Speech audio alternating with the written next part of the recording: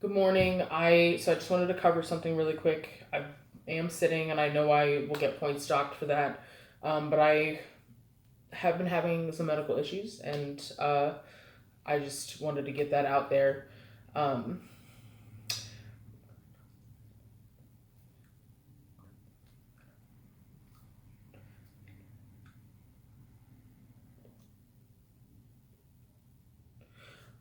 Today I'm going to be talking to you. I'm going to be explaining to you what non-manual markers are in ASL and how they correlate to speech and talking. Um, So I'm going to give examples of non-manual markers and how they play a role in ASL, but just not in ASL, but in everyday language, different languages all over the world. It's pretty much every language. But I'm going to be covering that today, and I'm going to be talking to you about that. Um, Today I have been in ASL class for on and off for about 10 years. I have ASL is I've absolutely fell in love with the language, and it's one of my favorite languages. And I think that learning ASL has given me like a fairly expressive point of view on like English language in general. So speech is definitely that's why speech is one of my favorite classes, because it does talk about the combination of both. My first point is I'm going to be explaining what non-manual markers in ASL are. Non-manual markers are described as various facial expressions, head tilting, like asking a question, shoulder raising, like what, mouthing, similar, like in ASL we use our mouths. We talk with our mouths. Lip reading and everything. We pay attention to like what the person is actually saying as well as what they are signing. Um, but the non-manual markers are the head, the eyebrows, like the eyebrows, the facial expressions, um, and um,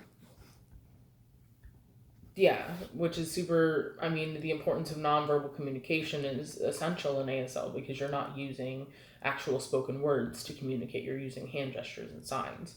Um, my second point is it brings me into the nonverbal communication that we just covered, which is the kinesics, which is the study of movement, even walking, but more importantly, the study of how you use your hands and arms to communicate. Which communicate, it's like I said again, ASL and speech, it does go hand in hand.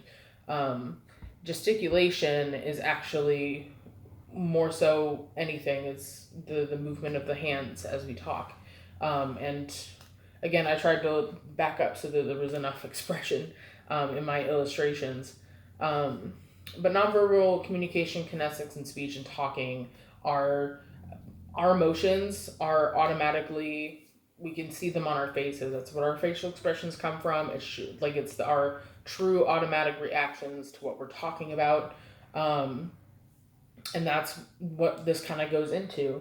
Um, as far as like the nonverbal and verbal communication together, like let's say I asked you a question, I'm gonna raise my eyebrows. I'm gonna lean in, and I'm gonna maybe raise my shoulders. Like, well, what do you mean? Like, tell me more about it.